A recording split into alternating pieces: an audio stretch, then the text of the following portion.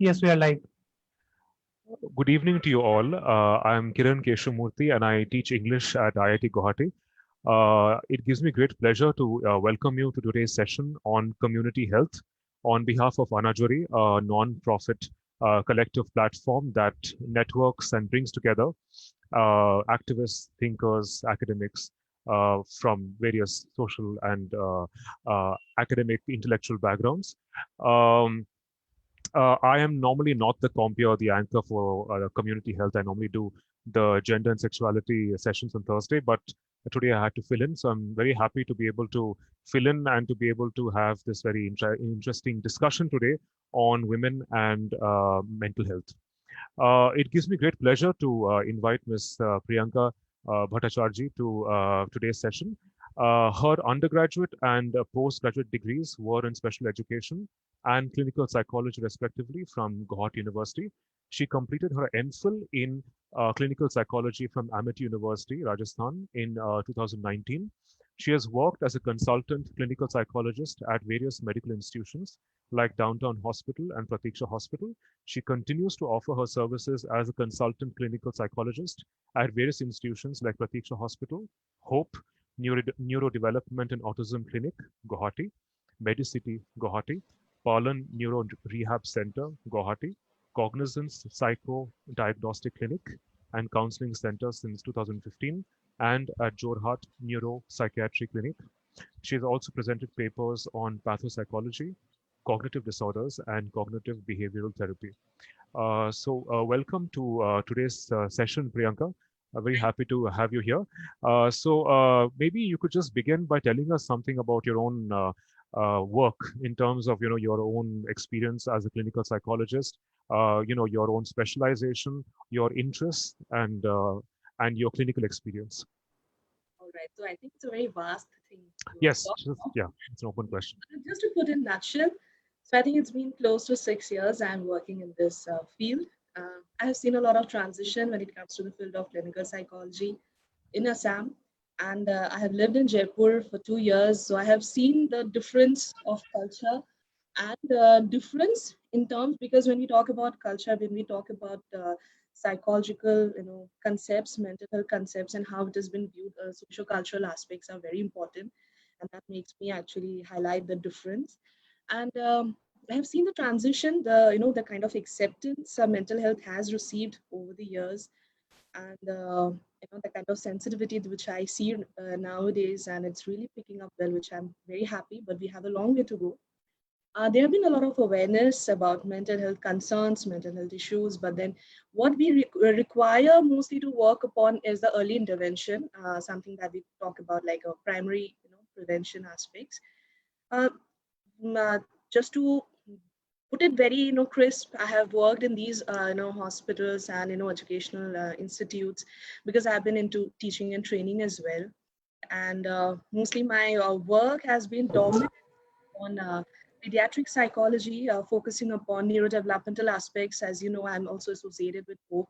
That's a neurodevelopmental institute and an autism clinic. So one of my very important um, interest area, and also my very major research comes from autism and the parents who are dealing with autistic children, and mental retardation, which we nowadays we call it as intellectual deficiency. And apart from that, I'm also quite oriented towards neuropsychological assessment, and mostly cognitive limitation. That is my interest areas, where I have studied all aspects of psychological disorders, assessments, and therapeutic measures for depression. Ma'am, I think you need to come closer. We can't hear you. Yes, yes, I think it's a little soft. Yeah. Okay, all right. So thank you for letting me know about this. So yeah, this is just in a nutshell about what I've been doing so far, and yeah, just I'm sorry. I missed the last bit. I think you were talking about autism. yes.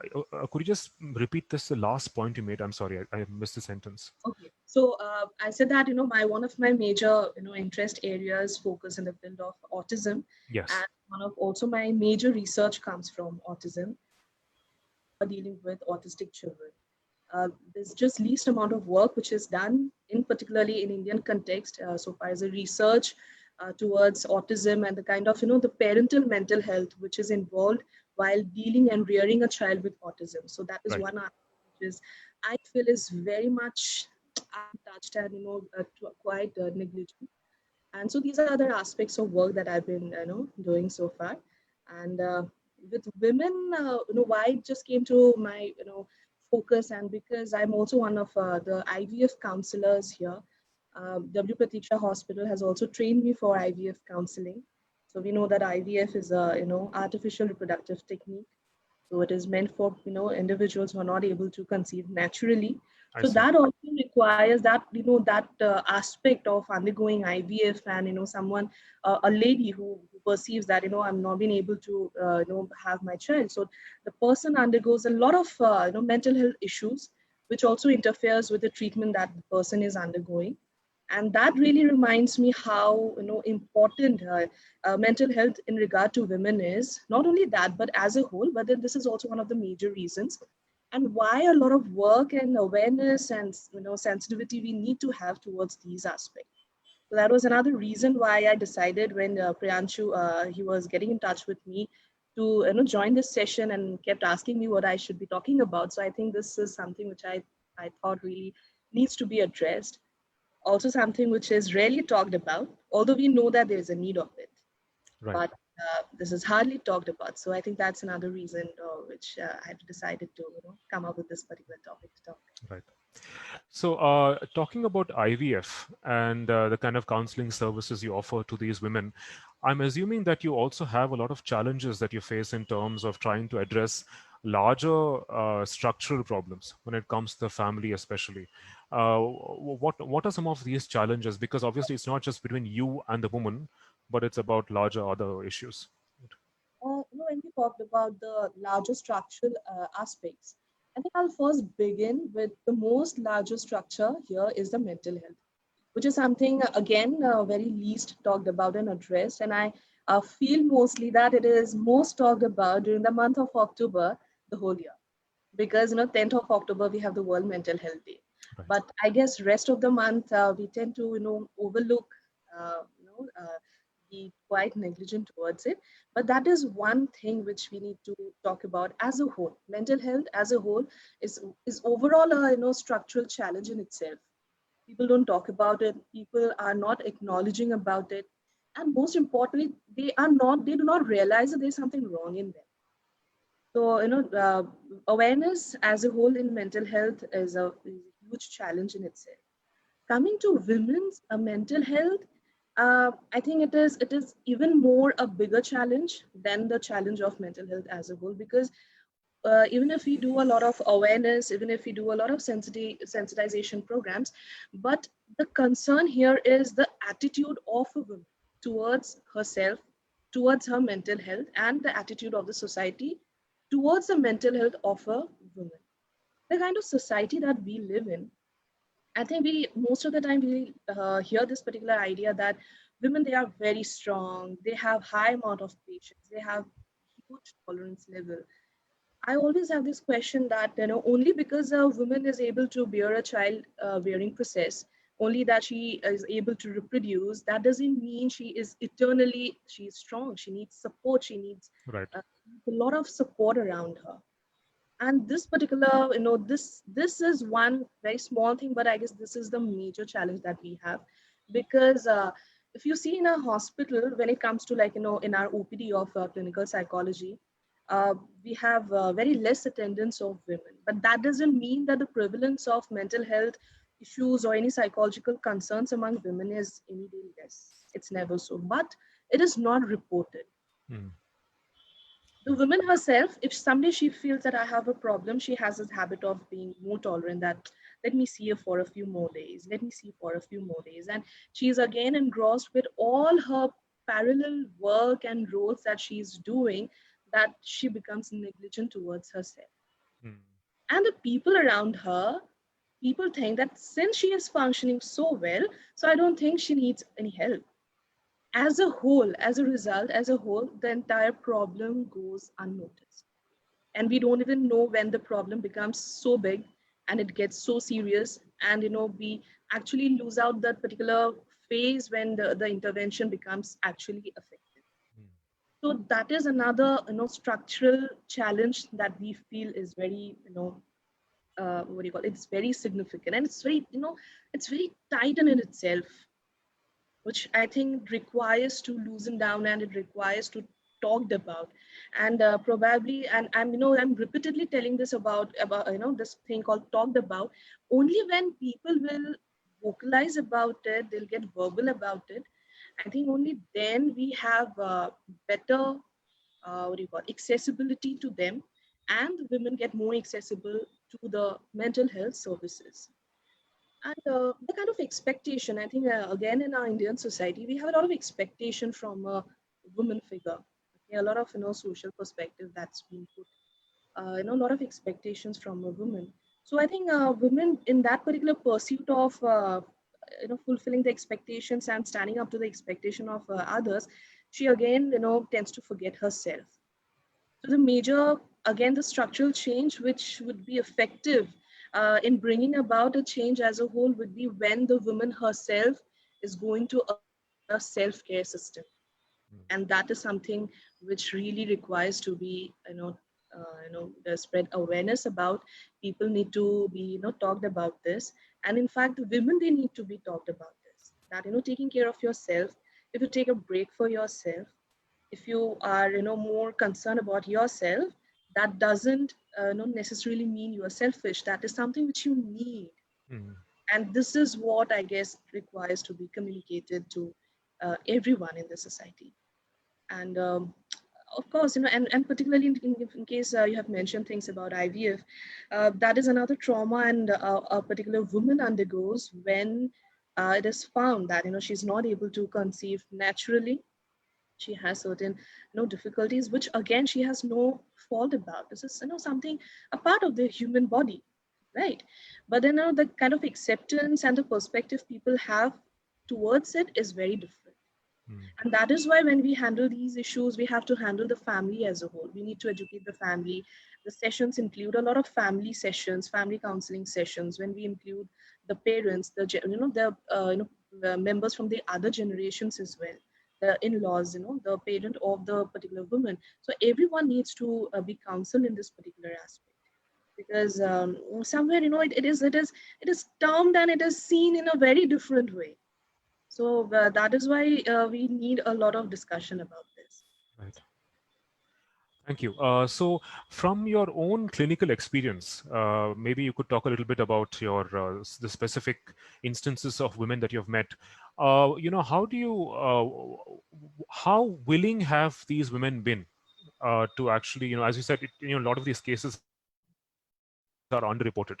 We don't know what's actually happening until women actually decide to come up. And so, I mean, how willing have they been to, volunteer to kind of pay attention to their own health and, come to you and, firstly know that you exist as part of a larger structure of, institutions, infrastructure, that this infrastructure is actually available is something that a lot of women may not know, right? And secondly, they may not also think that they are, they're deserving of this kind of treatment, right? So I was just curious to know, like, how does it work? I mean, how do these women come to you? And there's a lot of family pressure, as you said.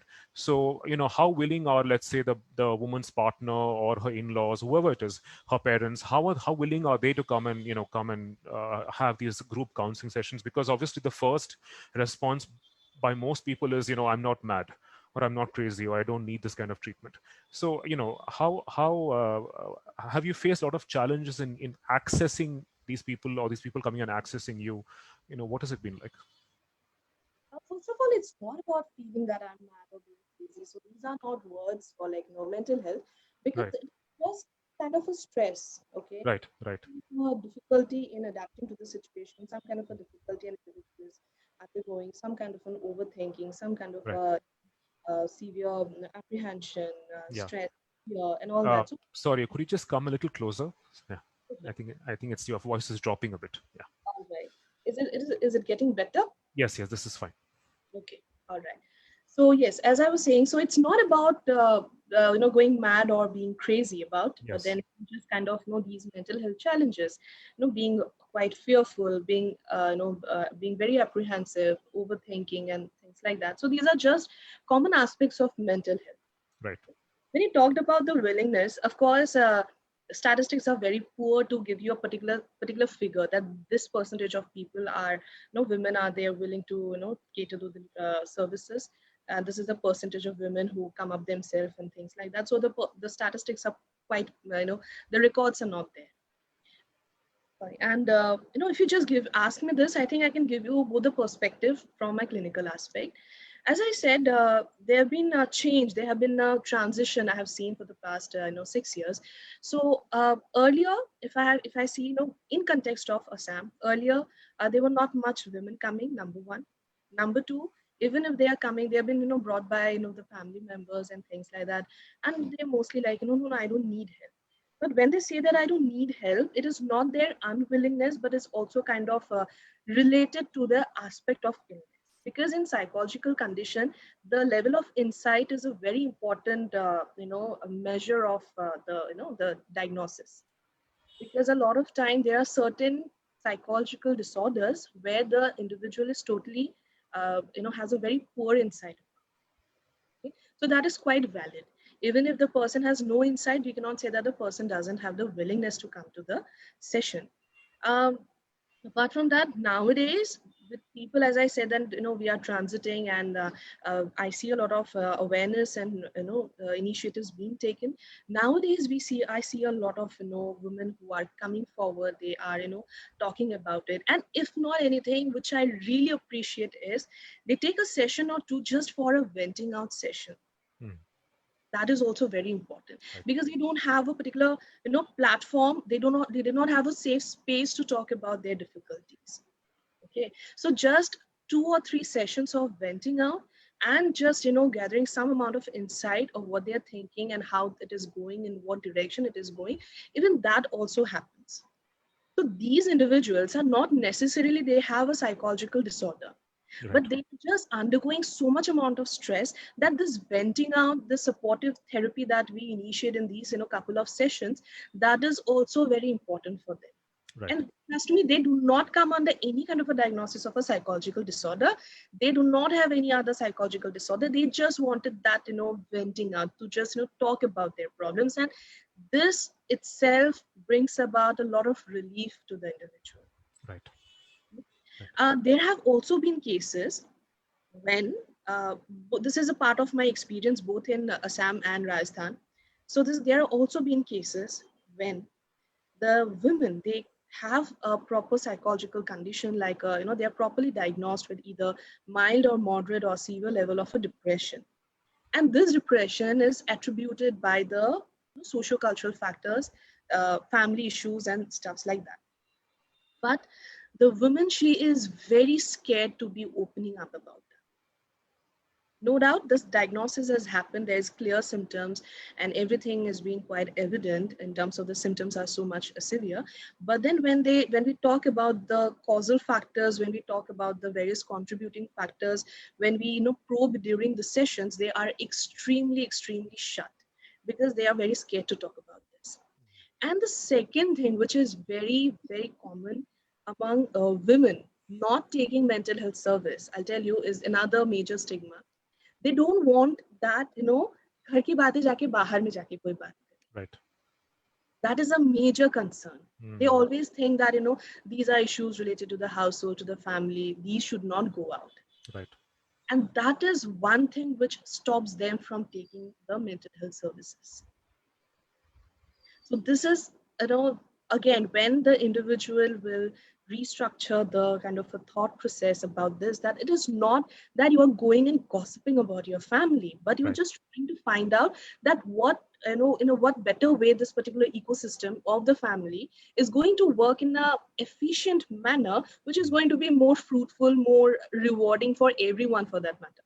Yes. Because in case the family system has some kind of a challenge, it's not only stressful for that particular woman, but I'm sure it is stressful for the other individuals as well. but in a different way. Every individual has their own way of reacting. Every individual has their own way of coping with it. But there will be some or the other impact happening all around.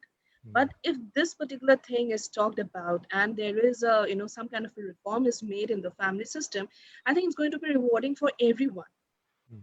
So this is another stigma when it comes to women and mental health. Right. And that is also one of the reason when and how a lot of marital discord, domestic violence issues, they go unnoticed.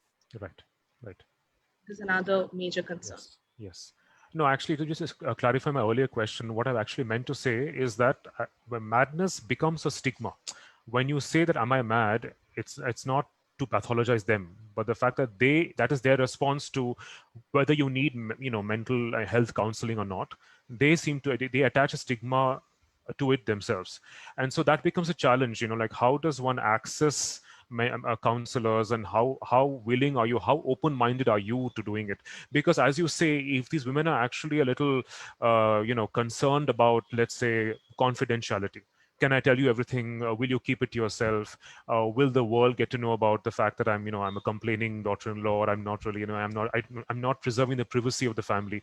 All these questions, I think a lot of it. So that itself implies that many of these women are probably trying to, access a counselor secretly, as far as possible. Not, not I'm making sure that nobody else knows, and somehow maybe through friends. So which is why I was asking you, like, how do they get to know that a person like you is there to help them and to support them? So which is why I think I find that interface and that, insight is one thing, personal insight, but that insight also comes when you know that there's an infrastructure there.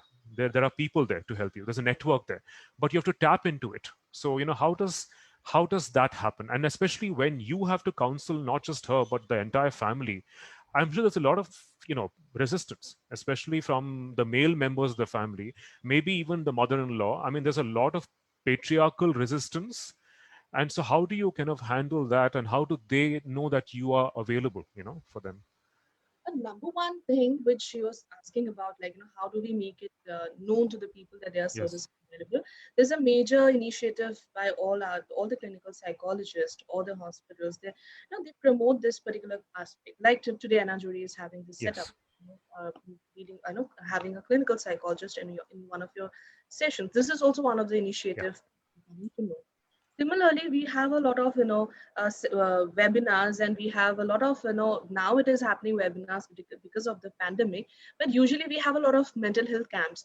We go to I see. various rural places, okay, rural areas. We go and talk to them. We try to find out what is happening and let them find out that in case you undergo these issues or in case you face anything, you may reach out to us here in Pratiksha Hospital or any particular institute for that matter. So we do a lot of community work, a lot of promotion is not that we are doing it from the commercial point of view, but for the understanding that this particular word needs to be spread.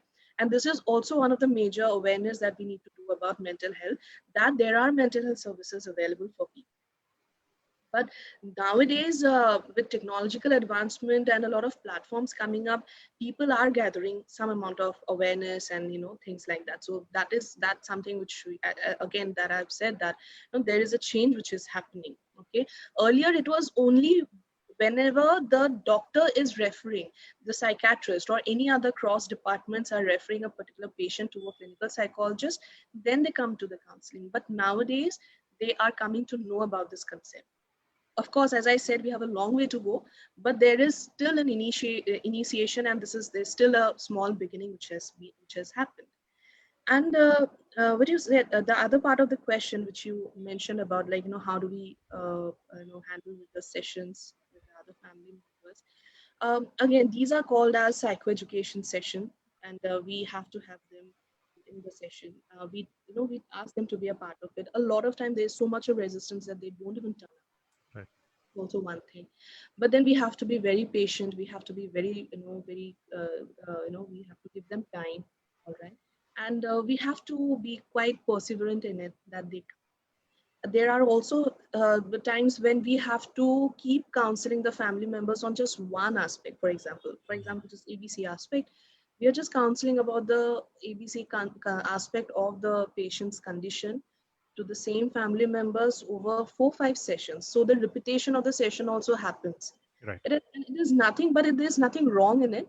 We are just trying to reinforce the idea. We are just trying to integrate that idea more in their particular thought and understanding. Right. That is also a exercise we have, in the counseling sessions, which is a very normal part of it. Right. But then, yes, there are challenges, and we have to, a lot of times when we see that there's one particular person in the family session who's been a little more resistant, who is more less participative, we again have an individual session with that individual, try to find out what is his perspective, what, how he or she is seeing this particular aspect of the mental health condition, and what can be his contribution or his or her contribution towards this. So Right. yes, we have those mechanisms to take care of, Right. but then it takes time. Of course, it takes time.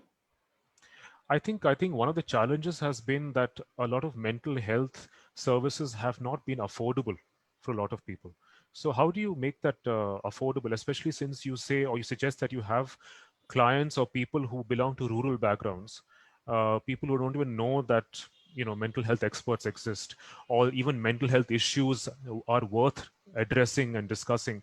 So how do you, I mean, make it financially viable also? At an individual level, I have also seen a lot of cases. Sorry, your voice is dropping.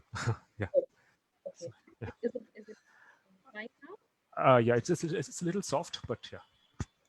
Uh, Yes, I think if you just come closer, it's fine. Yes. yeah, I think I'm the Okay. most with Okay. that. This is fine. Yes, This is fine. yes, Yes. okay. Yes. So at an individual level, there have been times when I have served them for free, and it's not only me. A lot of clinical psychologists and counselors, they do this because apart from the stigma, there's one another hurdle towards mental health services is the uh, you know the economic viability, because these treatments, they go on for a longer time. Right. uh, they are quite recurring, and they involve a lot of cost investment, which is Yes. a Yes. very important factor.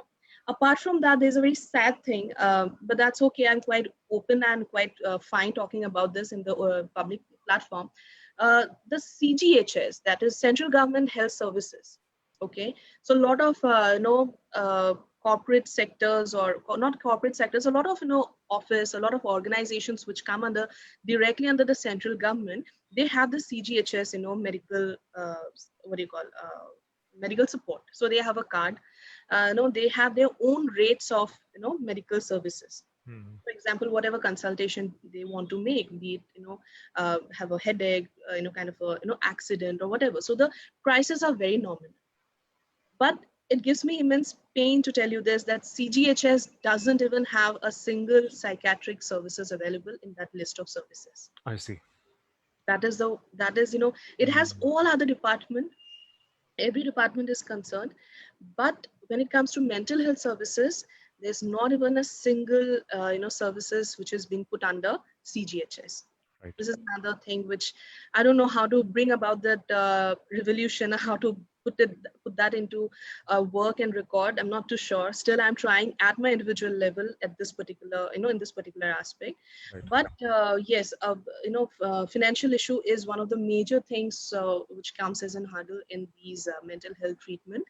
And when I'm talking about PsychSpace as well, so PsychSpace is also one of the organizations which are making mental health services affordable. Okay? That is another initiative that I and my partner Udisha Sharma, she's also the co-founder of PsychSpace along with myself. So we both have decided that when we are bringing on this particular services, so it has to be quite affordable for the people. At least money should not be a constraint for an individual to avail a mental health service. Right. But there have been at individual levels, there have been times when people they serve for free, for sure.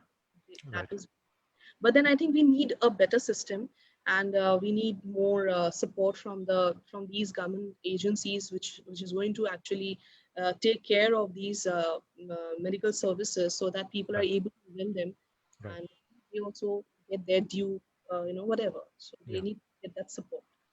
But I'm assuming also some legislative and legal changes have to be made, isn't it? I think so. I'm quite hopeful, but then Yes. I'm not too sure about that as well. So I don't think I'll comment upon that right now. But then yes, a major change has to uh, come come forward. Right, right. Have you noticed any cultural differences? I mean, especially in your work in Rajasthan and now in the Northeast. Do you notice any kind of difference, cultural, social differences that change the profile of your clientele? I mean, I'm sure the women that you have counseled come from very different backgrounds, and even in the Northeast, I'm sure you have clients of women who are from rural backgrounds, from different caste backgrounds, different class backgrounds. So, what are the challenges that you have faced in terms of your own assumptions that maybe a person from your own social background is likely to make? How has your clinical experience of working with different kinds of women from different social backgrounds challenged your own assumptions about people's lives? Well, if I just talk about particularly a difference between Assam and Rajasthan, Yeah, in when I was practicing in Jaipur, there have been a lot of times when a woman she's abandoned in the hospital after she gets admitted and she's under the treatment. Family members they never come back and take her back. I see. That is one thing. A lot of communities, of course, I'm not going to name anything, but then a lot of communities they have this multi marriage and things like that. So there have also been instances when these when the man has to remarry, wants to marry someone else as well. So they try to have the wife being treated as a patient in the psychiatric ward, and they leave her, and he is settled with someone else again. I see. That was another thing we have to be very much we can't even be vigilant, or I can't say that, because we cannot take a responsibility of that as well. But the most that we can do is we liaison with these NGOs who are taking care of these individuals, and at the Mm, most we can do that mm, at the level of the institute. right. But these are very sensitive issues. We cannot even do whatever the contact details they provide us. They are all incorrect. They are not reachable. They are not Mm, reachable. So these things were quite common there, right. which I have not seen this here in Assam. But in case if it is happening beyond my awareness and knowledge, I would not know about it.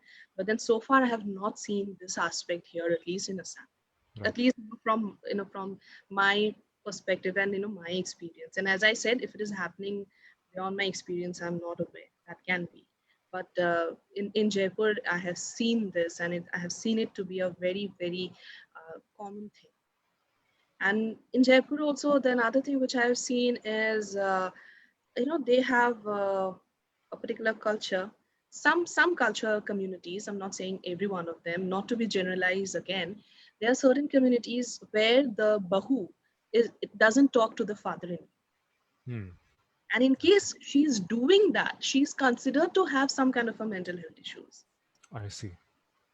So that was quite different kind of a thing to experience for myself when I was practicing there. Because here, I mean, we are still quite open with this communication and interactions Mm, to the father-in-law and the daughter-in-law.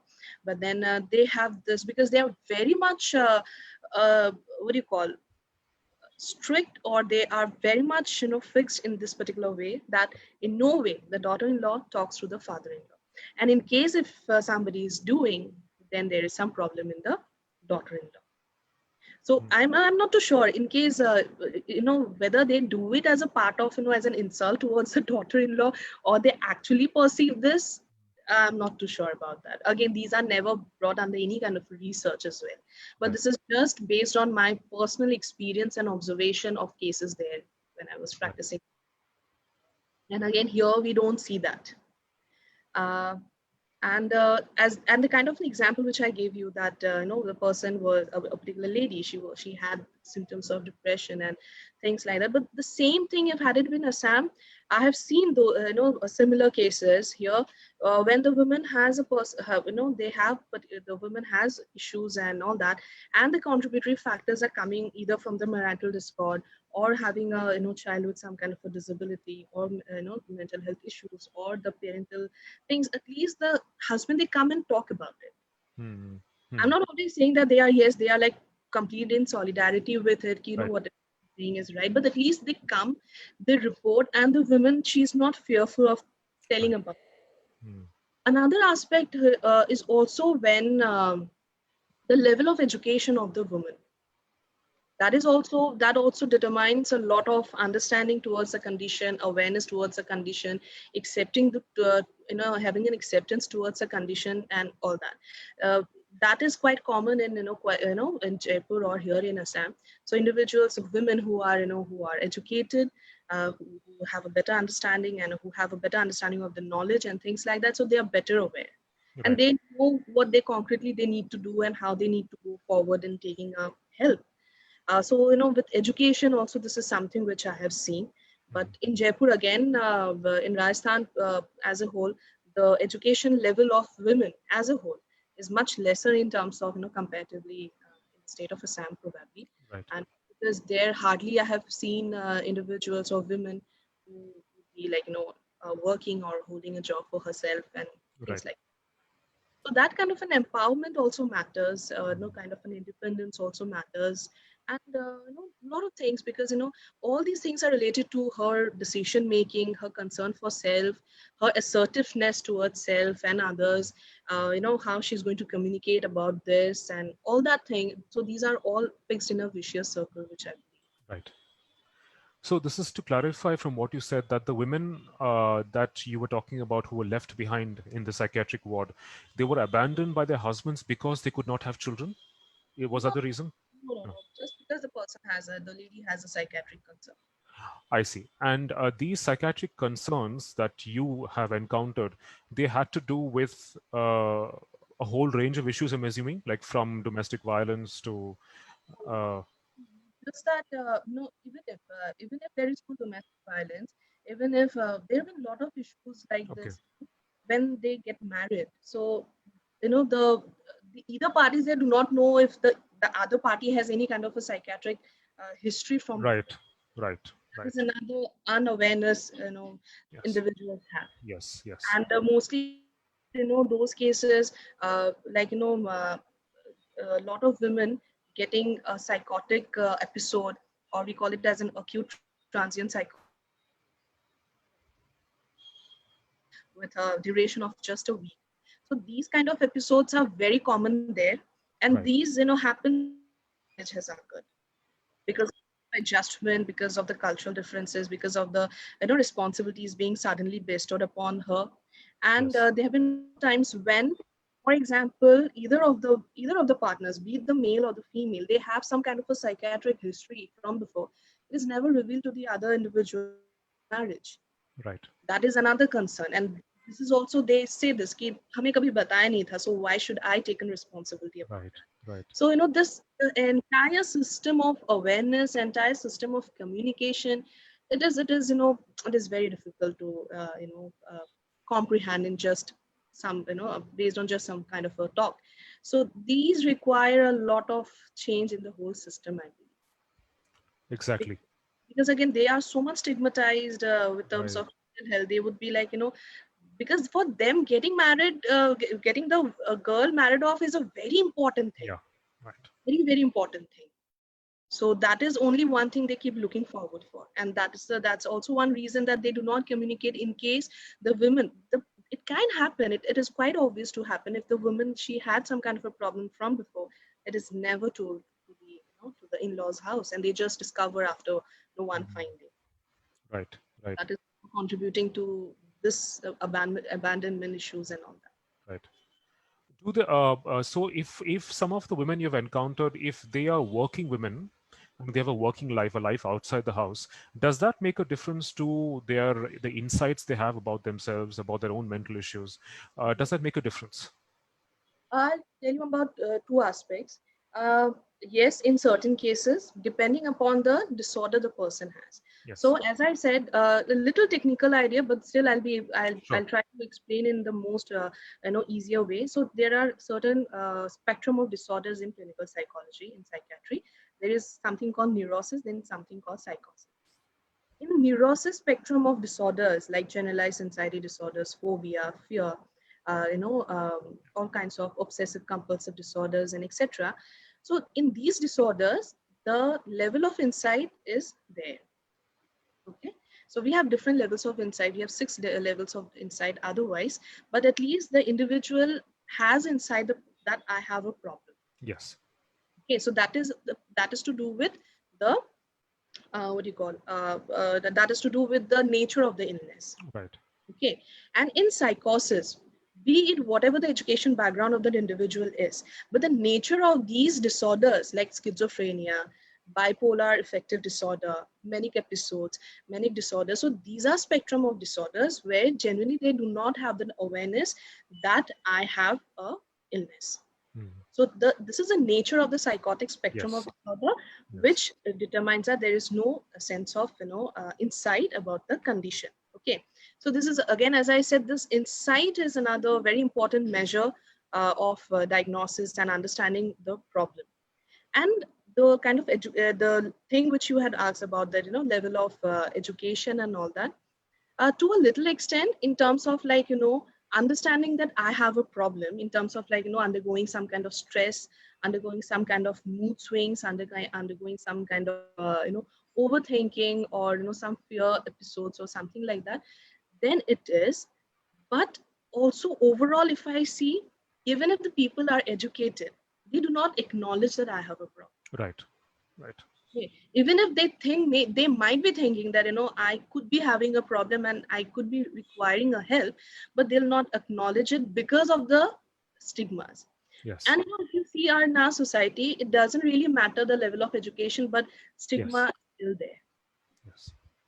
Okay, stigma is still there. Yes.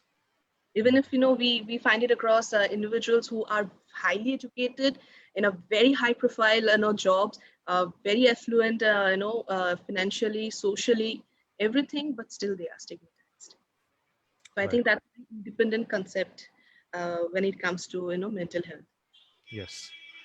Yes, actually, it's very complicated because, one thing is not knowing that you have a disorder because that's the nature of the disorder itself. Secondly, knowing that you have it, but not being able to acknowledge it, put it into words, family pressure, all those problems are there.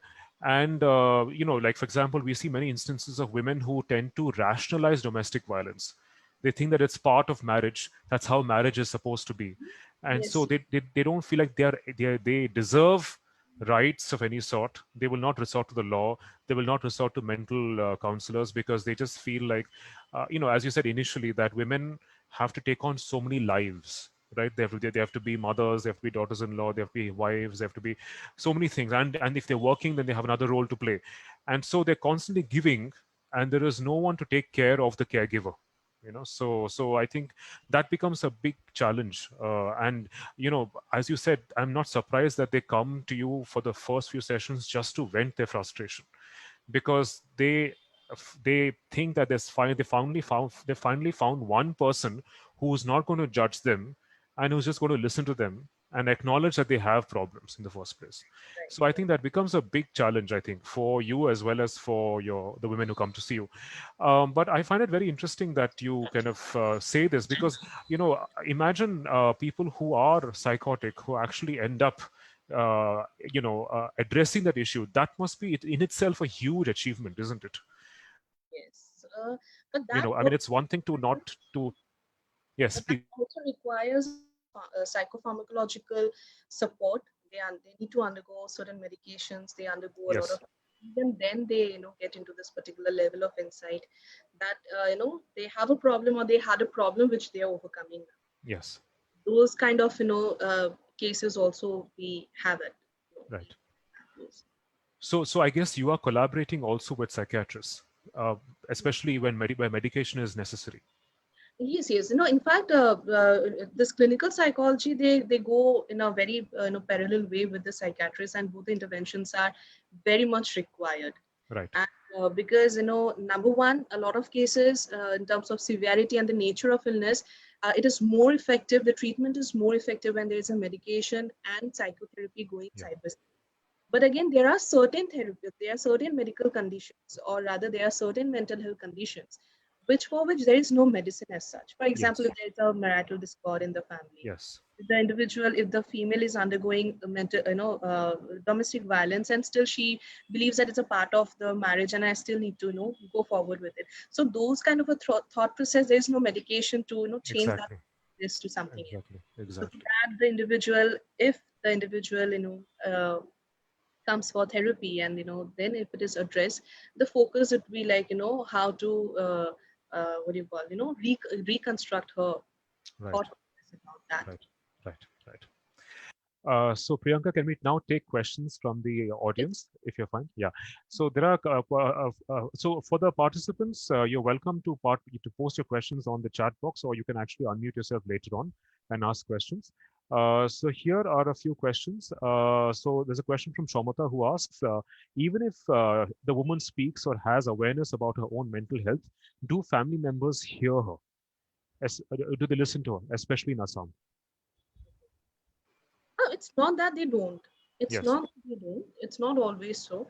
The kind of discussions that we are having today, it's not a generalized picture, but as I said, a lot requires to be done.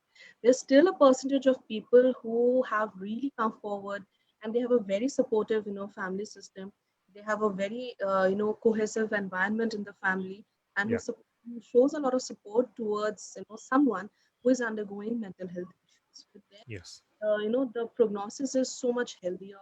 The treatment, the entire process of therapy goes in a very successful and a very pleasant manner, and the progress and the improvements, they are quite efficient and more sustainable, and they are quite quicker, right? Right. So there are families, there are systems, there are individuals who undergo mental health concerns, and they have a very beautiful family support. That is Mm, also very true. That mm, is also very true. mm. Thank you. Then we have another question from the Anajuri team. Mental health counseling has been very costly. So, is there any non-profit organization working for the underprivileged? And is there any health insurance for mental health? Health insurance is another thing which is not covered in terms of these aspects, mental health aspects. Till now, we are quite again looking forward for some kind of a change. Yes. And there's no in terms of NGOs, there are a few NGOs, okay, but I'm not too sure how things are functioning. So I'm not really very sure to name any NGOs who are doing in this aspect, Yes. because when it comes to mental health, as I think this is also one of the platforms, so I would like to uh, I'd like to take this opportunity to spread this awareness that when it comes to mental health professionals, nowadays a lot of people are getting into this rush of becoming a counselor, Yeah. but then it's very important to identify a very rational and someone who is a licensed clinical psychologist Yes. or a psychiatrist, because there are also a lot of people in our society who are just picking up counseling because they think that I'll be able to help people, but Yes. helping people and counseling are two very different things which Exactly.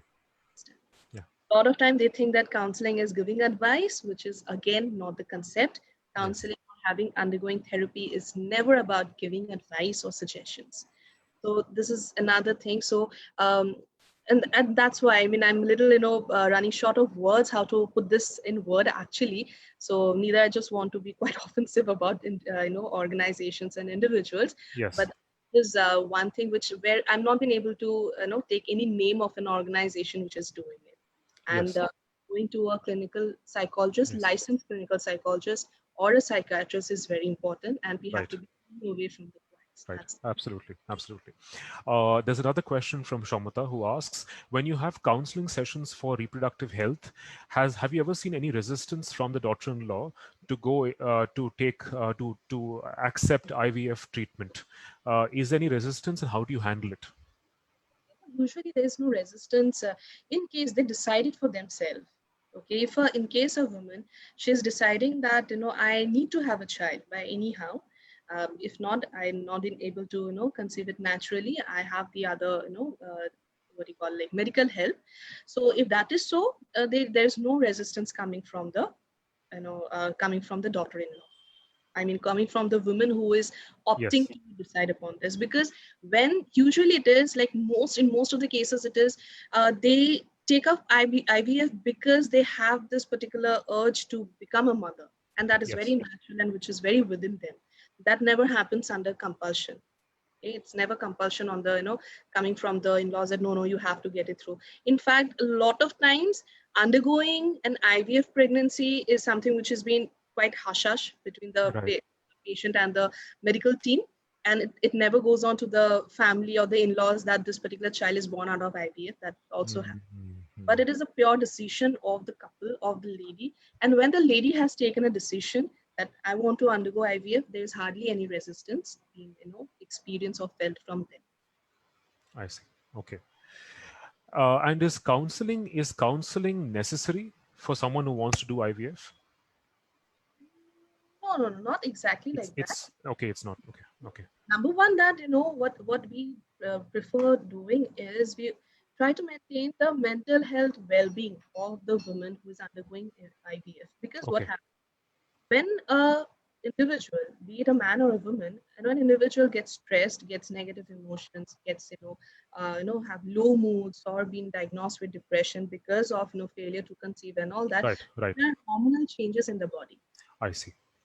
And IVF is nothing but the treatment which is based on I hormones. see. I see. And maintaining the mental health is very important so that it doesn't interfere with the hormonal therapy or the kind of the IVF induced hormones which is put inside the body. It Right. doesn't interfere in the functioning of a Right. lot of times, because the mother, because the woman, she remains very anxious, Right. very apprehensive, very aggressive, or all these concerns, then they tend to uh, have difficulties during the IVF process because that interferes with the hormonal functioning. I That's why see. we tend to preserve the mental health well-being of the woman. That Mm. is one thing.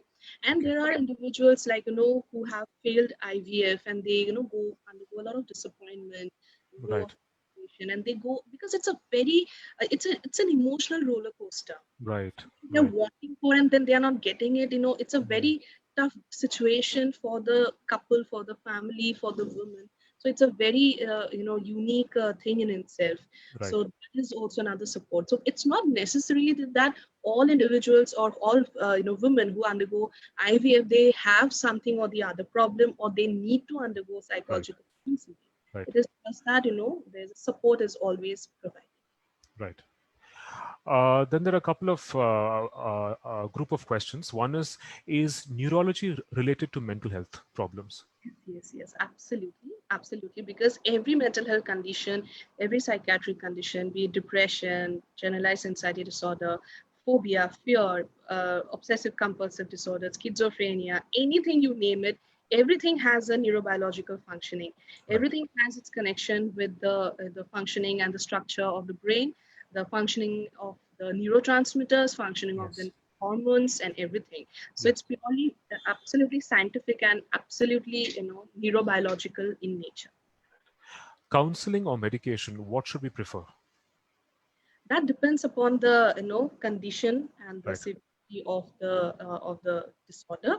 Right. But always when counseling, the psychotherapy and medication, they are put together, the efficiency is far better, Right. prognosis better.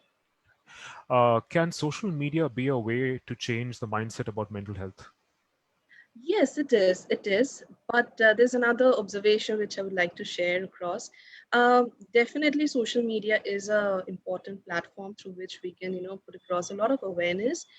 But because a lot of information and a lot of things have been accessible, nowadays, after particularly Sushant Singh Rajput Singh's incident happened, every individual had become a, counselor on the social media platform. Right. This is something which we have to be very careful about. Right. Generating awareness and sensitivity is good, but getting oversensitized about this issue and overreacting to the situation and Yes. the practice of under the quacks is difficult. Yes. But then Yes. social media, there were a couple of instances on Instagram when this particular lady, I forgot her name, someone who was from a fashion background. She was like charging like very hefty amounts and asking people to consult her for counseling, whereas she is not even a mental health professional by Hmm. degree qualification. I see. That is something which should not be Hmm. encouraged. Right. The right amount of information should be going. The very crisp amount of information, right, and ethical information should be going. Right. That should be the idea of awareness through social media. I think one more trend I've seen in the world today is to give a spiritual response to everything, to any kind of mental health issue, spiritual response as well as self-help, a kind of self-help kind of culture, which I notice. Then another question is there any minimum age to take mental health counseling? Absolutely not. We begin, This mental health counseling are different in nature. Right. Uh, a child who is an autistic child, we have counseling for him as well or her as well, and we have the sessions for the parents as well. Okay, so there is no particular age to enter a psychological help, or no particular age that you can enter a psychological services, Right. but as and when it is required. Right. Right. In fact, I wanted to ask you, you have a significant clinical experience also working with autistic children, isn't it? Right, right. So how, I mean, what kinds of, I'm just curious to know what kinds of strategies or techniques do you use? Because that's obviously a very specialized Yes. niche field. So what kind of techniques do you use and what are the challenges there? Okay. First of all, when it comes to autism, there is a holistic way of treatment and support and rehabilitation provided to the child and the parents, of course. uh, Up till now, or up until until some time, the involvement of the parents in the entire therapy process was just to act as a co-therapist, in the Hmm. sense that the parent is able to identify how to handle the child at home, Hmm. but the mental health concerns and the challenges of the parents, what they undergo, was always overlooked, and that was never a part of the system, and it has still not been integrated right now. Right. So if I'm given a chance, I would like to speak about that. Sure. So number one, when it comes to an autistic child, we have the holistic, development and holistic services, which is very important. For an autistic child, we need services of an occupational therapist, a speech therapist, Hmm. a special educator. Right. Then there are therapists who work on the sensory integration, and the Hmm. clinical psychologist. So the nature of the work is such that first the diagnosis is being made by the clinical psychologist, I see. and then it is found out what are the areas which the individual needs help, the child needs help, and accordingly the speech therapist, he or she does the assessment in terms of speech, because speech is one area which is affected in autistic children, speech and communication. Then a lot of sensory integration, because there are sensory difficulties in the child. They are either very hypersensitive or hyposensitive. Right. So integration has been taken up by the therapist who is Hmm. working on that.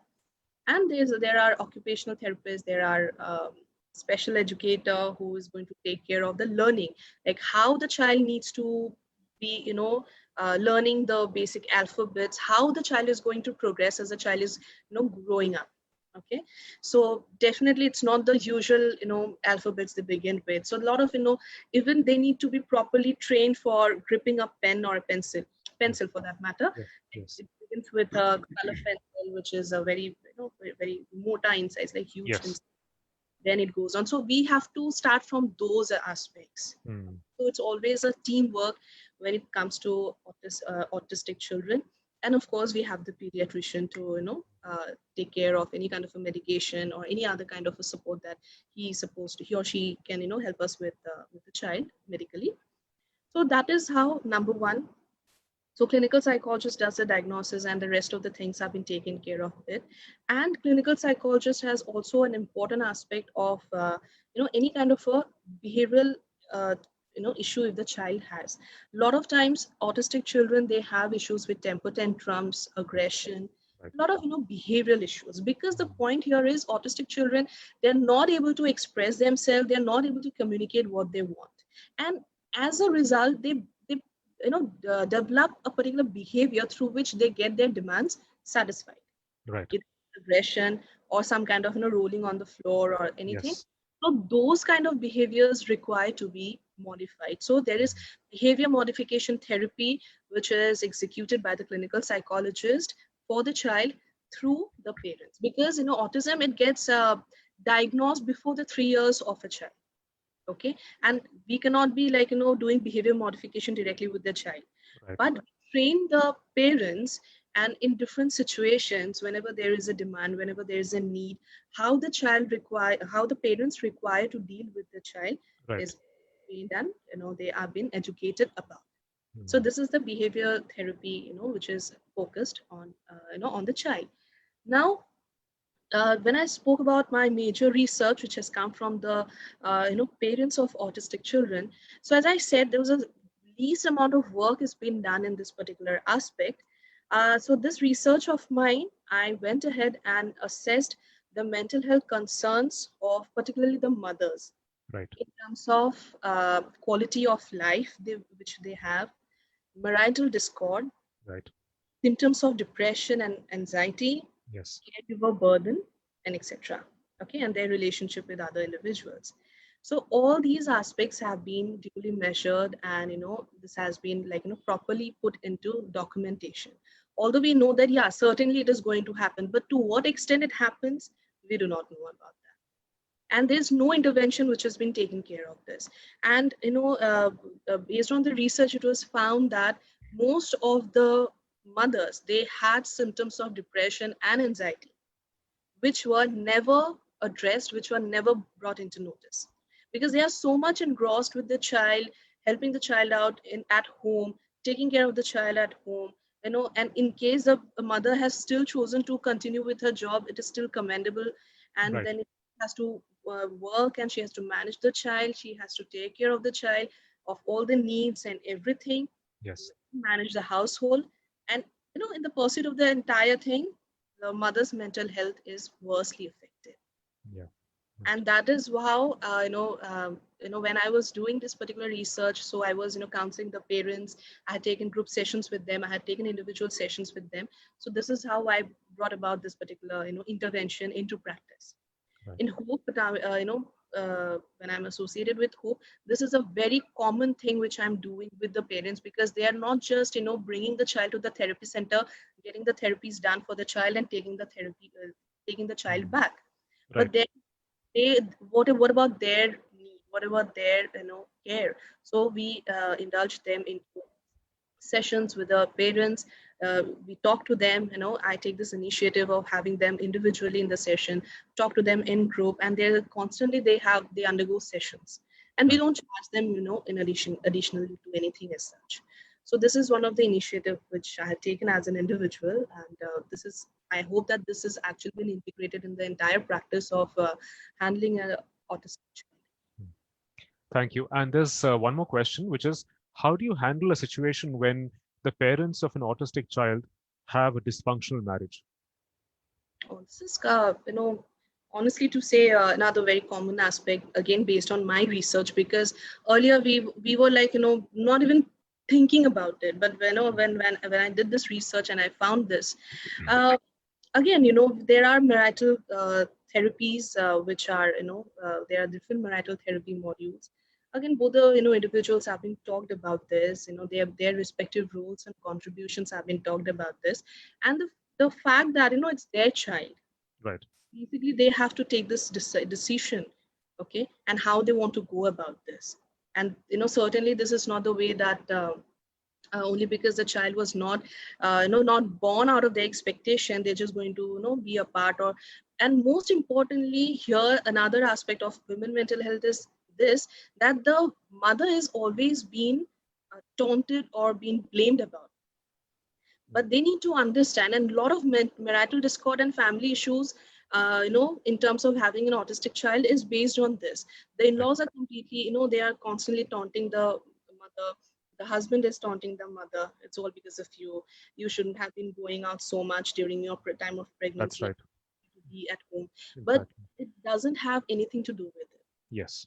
Again, Yes. all sorts of education requires to be done, all sort of awareness requires to be done. They need to understand what is the mechanism of autism, how it happens, and it has Right. nothing to do with the mother's responsibility towards child, Yes. Yes. right? I mean, during the pregnancy, so it Yeah. has he has no control over it. Right. Right. Right? So that is one thing which is Mm. very majorly focused when we are counseling the parents of autistic children. Right. And there's a whole spectrum of autistic disorders, isn't it? It's a whole Yes, spectrum. Yes. yes, Yes. yes, yes. Yes. Yes. Okay. Thank you very much, Priyanka. Any other questions? You can unmute yourself. Milind, do you have a question? You can please ask now. Yes, yes. I have three questions. One is the Spike Space, right? Your is it a organization? Is it a non-profit, for-profit? Tell us a little bit more about that, please. So basically, PsychSpace is a mental health organization. Basically, it's a startup. Okay, Okay. and it's been co-founded by myself and a very dear friend. We've been friends for a very long time now, and she is also a very accomplished clinical psychologist, Udisha Sharma. So we both have come up with this particular idea of psych space. Psych space, I'm very happy to share with everyone how I know just a little bit about psych space. Basically, it's a safe space for mental health. This is what we have a tagline with. It is a place where people can come and have their issues being discussed. It is a one-stop solution for all mental health services, be it clinical services in terms of assessment, psychodiagnostics, assessments, behavioral assessments, and etc., etc. All sort of assessments under psychological functioning, and counseling and therapeutic services. Apart from this, we also offer training and training modules, and we train young and bright students of psychology who want to get oriented towards the field of clinical psychology when they're still a student. So over the time we have interns joining us, and we give them a very practical perspective of what the field of clinical psychology is and what are the aspects they have to be dealing with. And it has a lot of training modules, small training modules for those who are into the field and they still want to work on their skills. And we also have research activities. So all this, there are certain interns who want to carry out research in terms of in the field of mental health. They are able to do this. Along with that, we have a very strong aspect of community work, which is a non-profit aspect. So community work, we try to do it like this whole month. We had different sessions. We had around 6 to 7 sessions the whole month. Putting up awareness towards mental health, and we have been doing this since the time we began Psych Space. And when pandemic gets done and we are able to get out, so we'll try to take these sessions to different rural areas, to different communities and groups of people in person. And this is just to mention about the Psych Space. So it has both. I'm not saying that it is purely a non-government organization. It does have, but then we have this community aspect, which is a purely non-profit aspect, and this is what we are planning. Have you registered yet, or it is not yet? It's just a We have read. concept. Yes. You have registered. Okay. So, and maybe for the non-profit or community work, maybe Anazori could partner with Yes, you, yes, and please. Be very glad to have you. and then basically, because I was also thinking that Anazori, because in Anazori you would like to do advocacy and then work on policy changes and stuff like that. So few things you have mentioned already, that maybe you can work together, and if you can find some other organization also, like for example saying that mental health not being there covered by insurance, and also providing mental health support in organization, or employee assistance program. Many organization abroad have mental health assistance program and behavior. Yeah, we have a corporate training aspect as well. Yeah, So we have a corporate training aspect as well. Although it is like I've been associated with a few couple of organizations, helping them out with their process of induction and orienting the people, working on their sure. health Sure. and workplace systems and all that. But Psych Okay. Space still still about to begin with. But we have a corporate training. Yeah, but the EAP, the employee assistance program and behavior program are part of insurance. They Oh, are generally a part of insurance that the company generally buy health insurance, right? So similarly, company can buy a package, from insurance company. They can buy a package for behavioral health, and then they can also buy a package for employee assistance program. Okay, I know the Upton Health provide that. Even in India also, I think they provide that. But we have to talk about it, or maybe push for it, so right. that those kind of mental health services are covered by insurance. You know, so that it become easier for people to go or seek mental health support.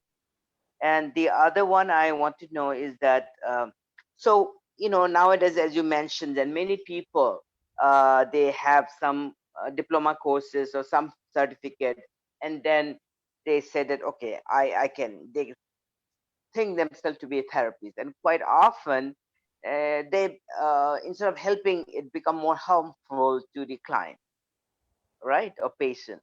So a patient, suppose a simple patient, um, from village or whatever, they do not know or never been to a therapist or psychologist, what should they look for so that they know that I am going to the right kind of person, right kind of, what should they look for? It's a little difficult thing to answer, because considering if someone is coming from a rural aspect, rural area, I mean, to what extent they have this awareness and idea that someone is MPhil in clinical psychology who is a licensed person and non-MPhils are not. So we cannot expect that kind of an awareness from them. But it is a duty of that mental health professional. It is an integrity of the person. It is the ethical aspect practice of that mental health practitioner to call himself or herself as a therapist, without being having a license for doing that or for being called for that. Okay, so in apart from what do you call, like, instead of expecting the people to be obviously we need that kind of an awareness, but we can only expect it in terms of people who are educated and who are quite aware about the different educational nomenclatures. But someone who is coming from the rural aspect, they should not be exploited because they do not know about it, they are not aware of it. So I believe it is first the responsibility of the therapist, of the person who is calling himself or herself as a therapist, whether the person is actually ethically licensed to be calling as a therapist or not. So I think that question the therapist should handle before we expect the person from a rural background to be coming and seeing. I think that is what I feel. And what about same apply for a person who live in the city, for example, but never been to a therapist before? All right. So what is your suggestion when they have to choose somebody? Of course they Right. may go to psych space, uh, uh, but if not, how do they look for a correct matching therapist? What Right. is your advice? In Yeah. terms of information and awareness, it is very important that a clinical psychologist is the only person who can perform therapies and who can do the psychodiagnostics, assessments. Okay, they are the only licensed person. Now I'll tell you who this licensed person is. So to go or to have a license to be called as a clinical psychologist, a person requires to do an MPhil in clinical psychology under the registration of Rehabilitation Council of India. Now, those individuals who have just done a MPhil in psychology, they are not clinical psychologists, because MPhil in psychology is not under Rehabilitation Council of India. Only MPhil in clinical psychology is under Rehabilitation Council of India, and those individuals who successfully complete the 2 years MPhil training program from a RCI registered institute is eligible to apply and gets the license to practice as a clinical psychologist. This is a very important information which requires to be spread across, and this is a part of the Mental Health Act, and it's been ethical comments being come from IACP, that is Indian Association of Clinical Psychologists, that any part of practice of clinical psychologist, any part of practice, I repeat, any part of practice of a clinical psychologist cannot be practiced independently by someone else. Now, for example, a lot of people call themselves as a therapist. They call themselves as a CBT practitioner. Okay, they are not ethically and legally right to do that. Okay. Number two, there's another way I think I can explain you. For example, CBT, DBT, these are different modules of therapy, modes of therapy, right? For example, if someone is only a CBT practitioner, so whoever comes to the person, whatever patient comes to the person has just one thing to give, CBT, irrespective of the fact that whether CBT is applicable to the person, to the disorder or not. Because the What is person, CBT stand for? cognitive behavior therapy. Okay. Okay. So they say that I'm a CBT practitioner, I'm a CBT therapist. But the thing is, if you just, compare it with a medical professional, if somebody says that, okay, I'm a paracetamol provider, I'm a painkiller provider. So any person, if somebody is coming from cold and cough, the person is giving you painkillers. If somebody is coming with a pain, you're giving them only paracetamol. That doesn't work, right? So the entire pharmacology comes under the training of a medical professional. The same thing is with the therapist when it comes to clinical psychology. So to pick up and call a part of the clinical psychology and being practiced as an independent thing is also unethical and it's illegal. So this is one message, I guess, we can put forward, and to everyone who is able to view this. Thank you. I'm done. Thank you. Priyanka, we have some more questions from Devojani. Devojani, please ask your questions now. Yeah, am I audible? Yes, you. Okay, okay. Hi, Priyanka. It was a nice session. Thank you. I have a few queries, like, since you have experiences both in Rajasthan and Assam, so I just wanted to know, because when we talk about women's health per se, women's health itself is a, secondary option. When it comes to women's health, it is kind of perceived as a secondary condition or concern, and mental health itself is a associated with so many stigmas. So women going for mental health sessions and everything, so it is kind of a that you have explained mostly limited to a particular section of the society. So in those section of the society, or when you have these sessions, so what is the main age group you get, who are the people they come to you in terms of their age group, and particularly what kind of issues they which issues they come to you. So this is the first thing I wanted to know. Then the second thing I wanted to know is, like, you, because right now you have also sessions for IVF, as you mentioned, IVF treatments. So in this context, have you come across that, it's the partially we have answered that question, answered that to earlier question, but I was not very clear. So is it always that women want to conceive through this method, or there are socio-cultural factors that a woman has to be a mother, because of that they come for this IVF? And is there a gender preference when they come for IVF treatments, whether they want to have a son or a daughter? Is there some ratios, like, percentage? Because now, because it's a patriarchal society, mostly when the person whom I know personally, most of the time they go for a son. So what is your experiences so far in this context?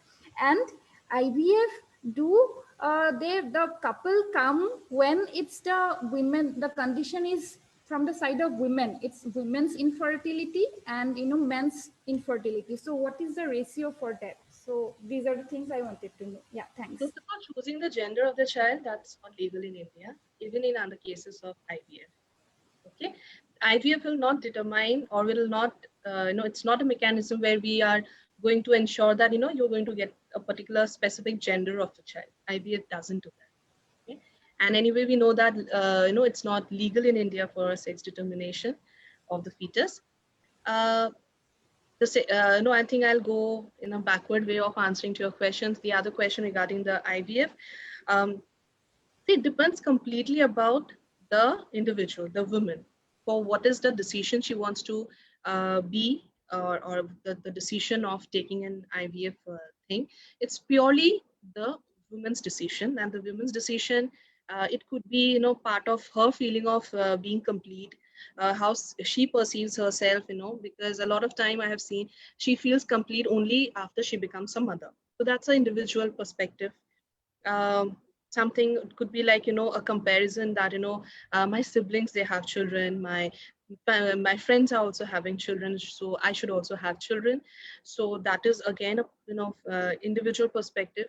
And there could be, as I said, that the family pressure of having children. But as I said, uh, getting into IVF a lot of time also, like, as I said, I won't be able to give you any statistical figure about that, because I have never come across this. I'll check the exact statistics and get back to you. But then, there are also a lot of times that the fact that this couple has decided to enter IVF procedures, they do not share this with their family members, because again, IVF also comes up with the kind of stigmas and things like that. People do not have much information about it. People do not have much awareness about it, so they also tend to keep it just to themselves, and not very vocal towards their family members. So that is also possible. And in some other instances, the other family members, they are also aware that that this child is out of IVF consent. Now, when we talk about IVF, there's just not one thing. There are a lot of things under IVF, and there are a lot of times, as you said, that is it only because of the male females issue or the males issue? A lot of time, it could be a male issue as well. Okay, it's not always dominantly by the female issue, uh, because.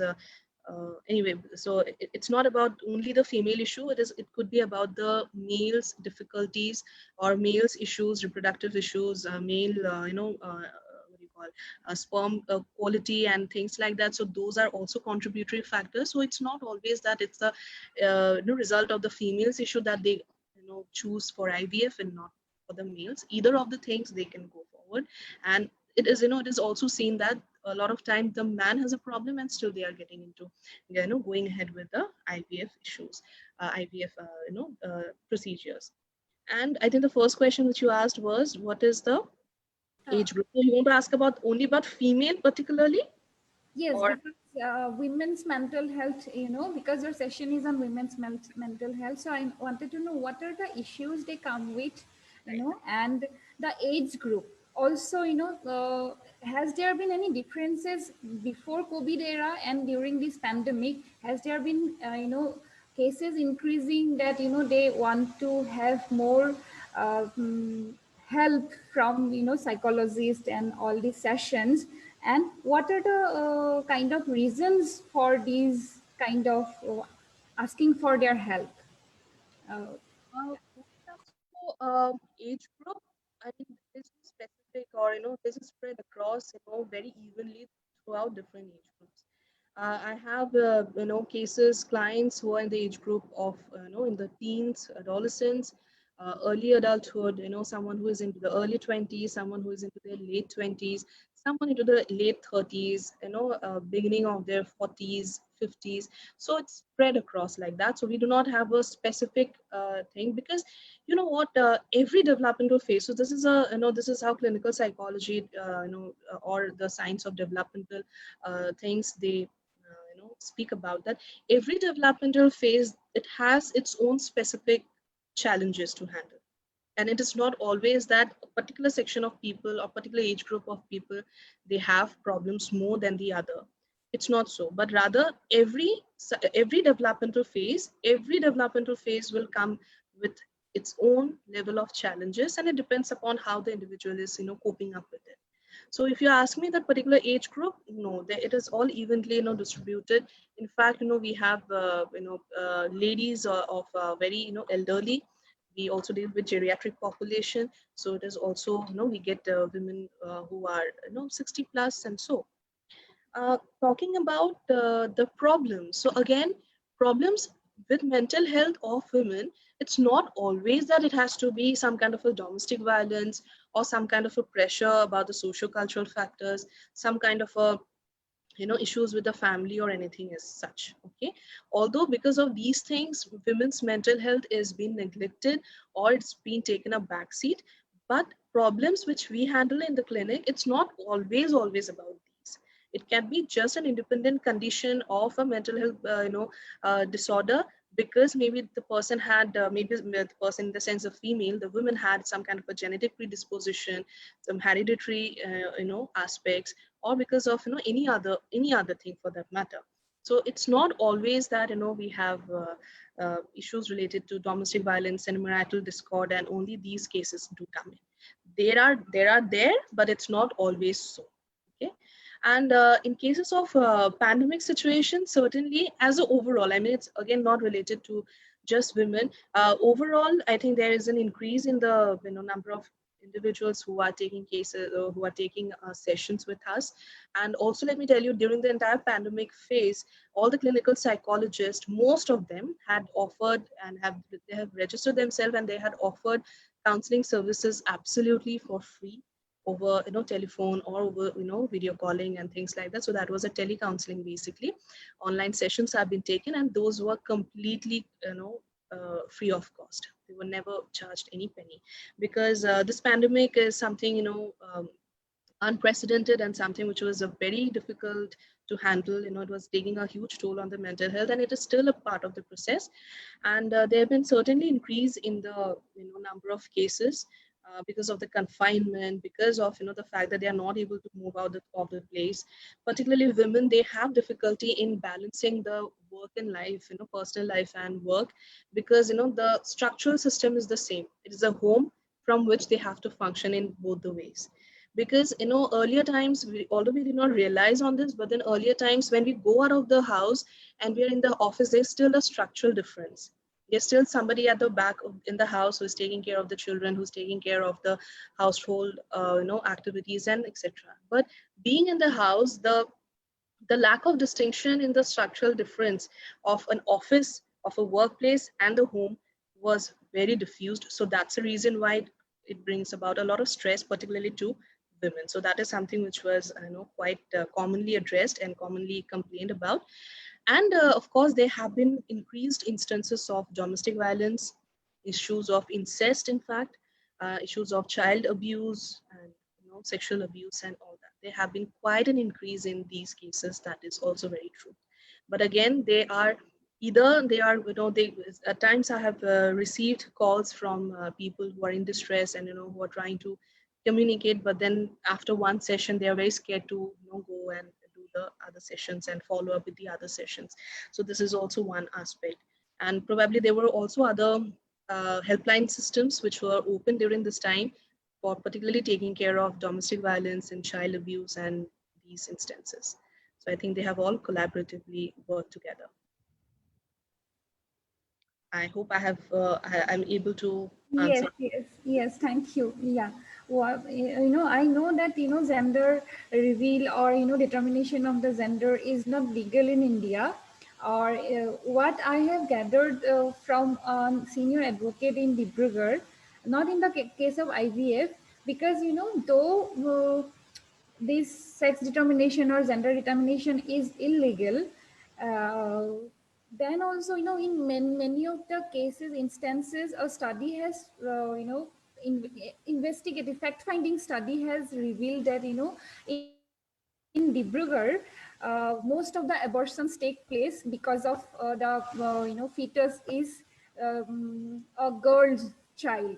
So in that context, I thought when you conduct the sessions, do they kind of uh, express their desires that they want to have a son or a daughter? So in that case, I wanted to know that whether they express their desires. Yeah. Never happened, and this is also because when they initiate IVF, the entire procedure of IVF is an educated. Okay, so there's no possibility that this the gender of the child can be ascertained or can be guaranteed or can be found out. That is not possible. So I Mhm. think that's why maybe they have never come up, because we have not received any queries as such. Yeah, yeah. Okay, thank you. Okay, thank you very much. Thank you, Priyanka, for being with us and for such an informative and rich interaction and session. Yes, Uh, Thank you all for being here. Thank you very much.